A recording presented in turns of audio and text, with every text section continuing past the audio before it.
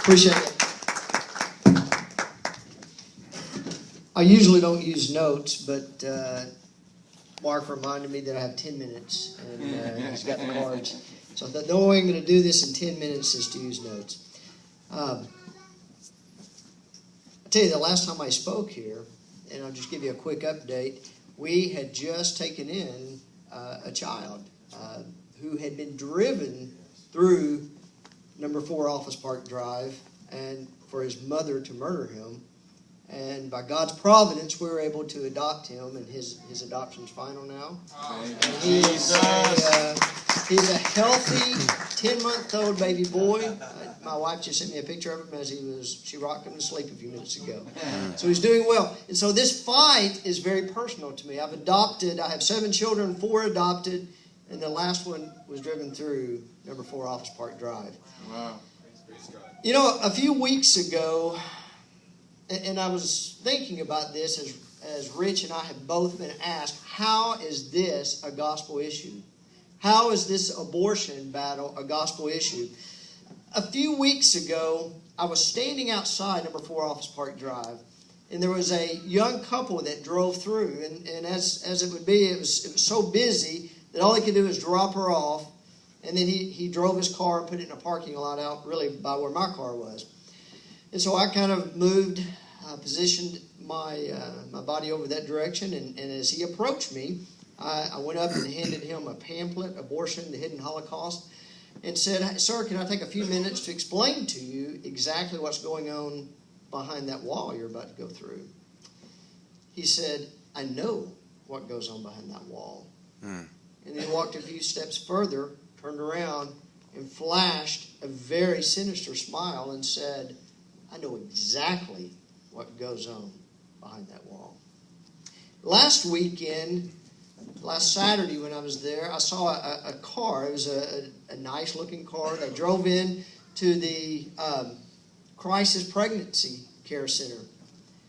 And I saw a nice young couple get out and walk in, and boy, I was really praising the Lord. I was praying. I thought, wow. And they were in there for an hour and a half. And I thought, man, this is great. They are going to save their child, and the Catholics are going to do a sonogram, ultrasound, and they're going to save that baby. But then a few minutes later, about an hour and a half later, they left the Crisis Pregnancy Care Center, made a left, and then hooked right straight in to the abortion mill. You know, the really sad part about this to me is that often when you see this kind of thing, and I've been doing this for 3.5, 4 years now, when you see this, often they have a little fish symbol on their car, or they have a cross hanging for the rearview mirror, or on their license plates. Oh, Lord. And I'm thinking, why does this happen in a Christianized country such as America, especially here in the heart of the Bible Belt, here in Little Rock, Arkansas? How could that be? And I think the answer we can see can be explained by what I see in this room, or rather what I don't see in this room, and that's local pastors and clergy rallying.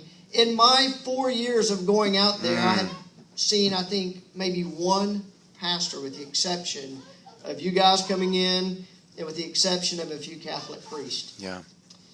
It just doesn't happen. I think, I noticed Flip and Rusty tend to use a lot of the Old Testament prophets, and I do too, and I think it provides a lot of answers. I think in Lamentations, we see an answer in Lamentations 4:10. This is a passage I often meditate upon when I'm outside the abortion clinic. It says, "The hands of the compassionate women have boiled their own children. They became their food during the destruction of the daughter of my people." John Gill, in commenting upon Lamentations 4, stated this: "The hands of the pitiful women have sodden their own children, such as were naturally and agreeably to their sex, pitiful and compassionate, merciful to the poor, and especially tender-hearted to their own offspring. Yet by reason of the soreness of the famine became so cruel and hard-hardened to take their own children and slay them with their own hands. them to pieces. Put them into a pot of water and make a fire and boil them and eat them as follows. They were their meat in the destruction of the daughter of my people at the time of the destruction of Jerusalem. This is strange, and unnatural action was foretold by Moses in Deuteronomy 28, which Flip just read last night. And though we have no particular instance of it on record as done at the siege of Jerusalem by the Chaldeans, yet no doubt there was, as may be concluded from the words, and at the siege of it by the Romans, when many things here are spoken of had a fuller accomplishment. We have a remarkable instance of it, which Josephus relates. An illustrious woman named Mary, pressed with a famine, slew her own son, a suckling child, boiled him, and ate part of him, and laid up the rest, which was found by the seditious party that broke into her house, which struck them, the seditious party, with the utmost horror. Years ago, while attending a seminar, a Christian seminar, I heard a very wise man make this statement. He said, men, if you were leaving to go on a business trip and you didn't want to leave your family alone, and there was a man that was willing to babysit, but he had just been paroled for rape and murder, would you allow him to babysit for your wife and family in your absence? Well, the obvious answer was no. But he went on to say, I want to submit to you that you do something much more dangerous than this on a daily basis in many of your homes.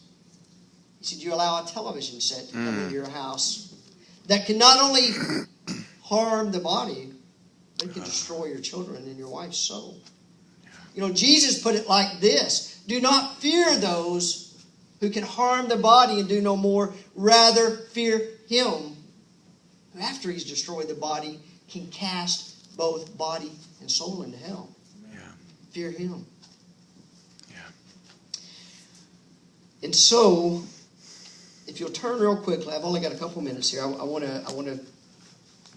think Jeremiah gives us a solution in Jeremiah 6. 13 through 15. Here's the gospel part.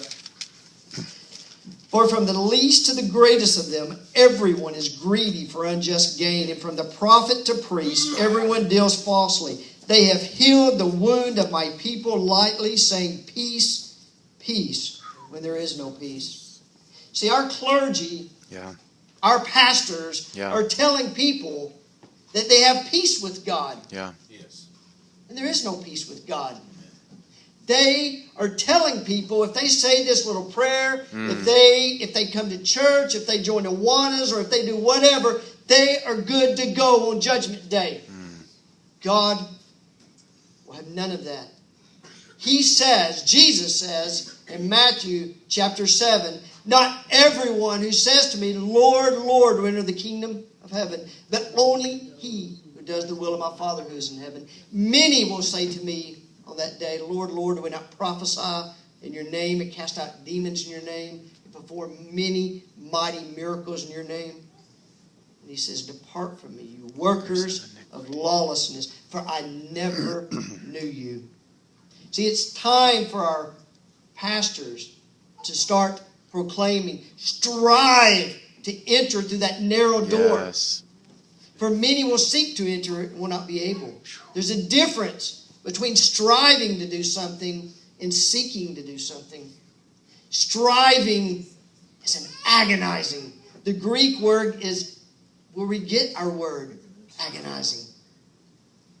That's what the kingdom of heaven deserves. That's what he requires. Yeah. I'm going to close with this because I know my time is very limited. This is something I could have preached on for 45 minutes to an hour, and I have 10. So, in closing, I want to say this. Turn to Revelation chapter 21,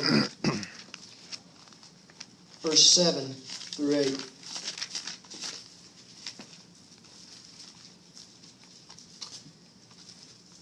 The one who conquers will have this heritage, and I will be his God, and he will be my son. Hallelujah. But as for the cowardly, the faithless, the detestable, as for the murderers, and that includes women who murder their children.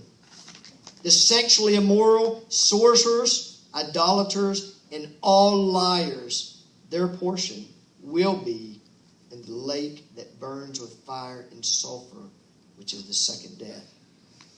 Our pastors have to begin to preach the whole counsel of God. Yeah. Not just a tidbit. We must return to biblical preaching. We must say, everyone who names the name of Christ must depart from iniquity. And I'll stop with that. Thank you, Brother Mark. Amen. Good job, brother.